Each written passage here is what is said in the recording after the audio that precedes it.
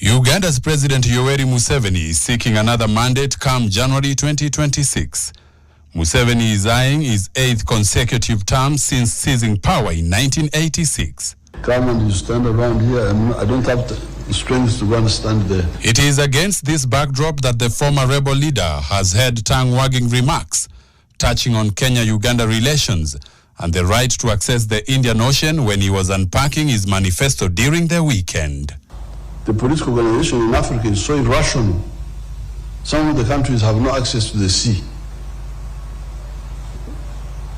For economic purposes, but also for defense purposes, you are stuck. How do I export my products? That's why we have got endless discussion with Kenya, and then this one stops, then another one comes, then the railway, the pipeline, the what, we discuss. But that ocean belongs to me. Because where is my ocean?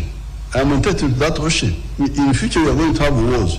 Breaking news now, it's not from Tanzania anymore, it's in Uganda or from Uganda, though we're still following up with what is happening in Tanzania, but we also have to keep you updated on what's happening around the world. The news are from Uganda, your reporter Alan Hoy, and what is really trending, or what is this that most people and even leaders from both countries are talking about.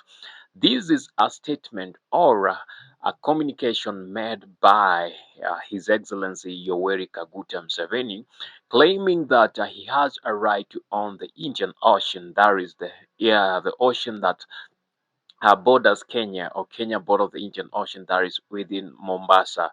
And he says that in the future, from his own words, I know you've heard this a lot of times, but we just reiterate the same words to make you understand. For he says that in future, there might be wars, and these wars are not to reclaim but claim, because Uganda has never ever owned the Indian Ocean. So we use the word reclaim, will be giving wrong information. So he says in future there will be wars to claim or wars to own the Indian Ocean, and he calls it is his property. This is not the first time that Yoweri Kaguta Museveni comes up with such a crazy ideas or crazy conversation. There are times he said that even Uganda, Naivasha, the part of Kenya from Busia to Naivasha belongs to Uganda, and at a given point, he will come to reclaim that place. With that one, maybe because of the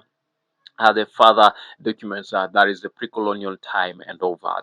But again, is it rightful? I know he is in a position where he should speak things knowing that everything he says has a repercussion, not just a word. Now, it's not about Uganda, it's about Kenya and the sovereignty of Kenya. I know he understands the UN Charter when it comes to sovereignty of each and every country, and he knows what to say and not what to say.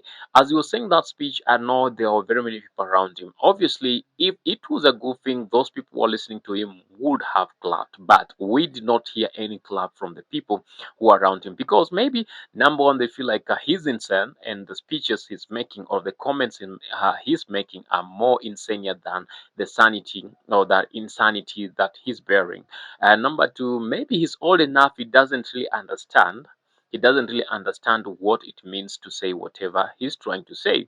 And number three, they know that that one can never, ever happen. So the question is, don't believe him. He's a politician. He's vying for his last tenure in leadership in Uganda, which no one knows whether he will be able to get it or not. If he gets it, well and good. If he doesn't get it, well and good for him too. He's one person who has been so much on his opposition, trying to pull them down, trying to dismantle them, to make sure that he secures the second term, or the last term, not even the second term, the last term in leadership as he exits.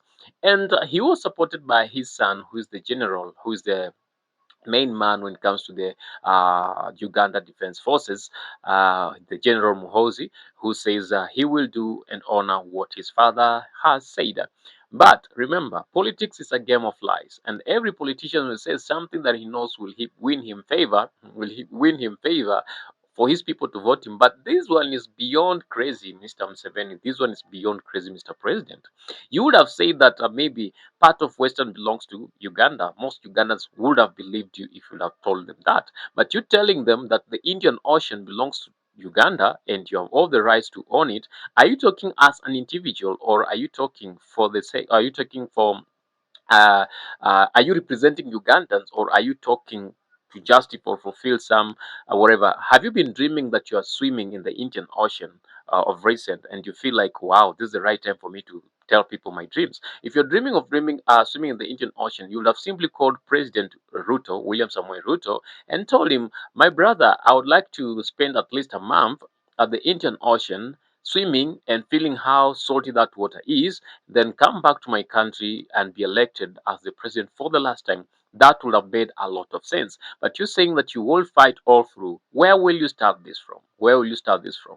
You have all the way from, you'll pass Western, go to Kisumu. From Kisumu, hello Nairobi. From Nairobi, and then you go to. How will that happen? Do you have the muscles and the capacity or capability for you to be able to do that, Mr. Museveni? We respect you, Mr. Museveni, so much. We respect you, and we respect you, and we respect you. But some utterances that you're making are way beyond what you can handle. Are way beyond what you can handle. So let's look at the possible probabilities of Museveni trying to attack Kenya and get the Indian Ocean. The Indian Ocean itself, remember, Manda Bay harbors the US soldiers.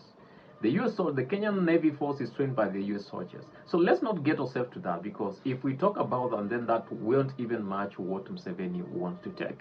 Okay, maybe. Come on, Grandpa. Come on, Grandpa. I know I'm at the age to be called your grandson. Come on, Grandpa. That is not what you have to say. I think you need to tell your people the truth. You need to tell your people the truth. I don't know how good you are in whatever you're saying, but again, it calls for some truth to your people. So, Ugandans, brothers and sisters, we love you all, and we're willing to wish to get to war with anyone. War is not good. War is not good. War is not good, and no one loves war. No one wants to see war. The consequences of starting a war are more bad, are more worse than extending a hand of peace and explaining or desiring whatever you wish would have happened. So we don't want war. We don't want war. We want peace. Because in peace there is prosperity. But with war there is destruction. So for Ugandan brothers and sisters, our Tanzanian brothers and sisters, all we can is to extend an olive hand, a hand of peace, a hand of unity, and work together as a brother and as a sister. I love you all. Until next time we meet, this is your host and your reporter, Alan.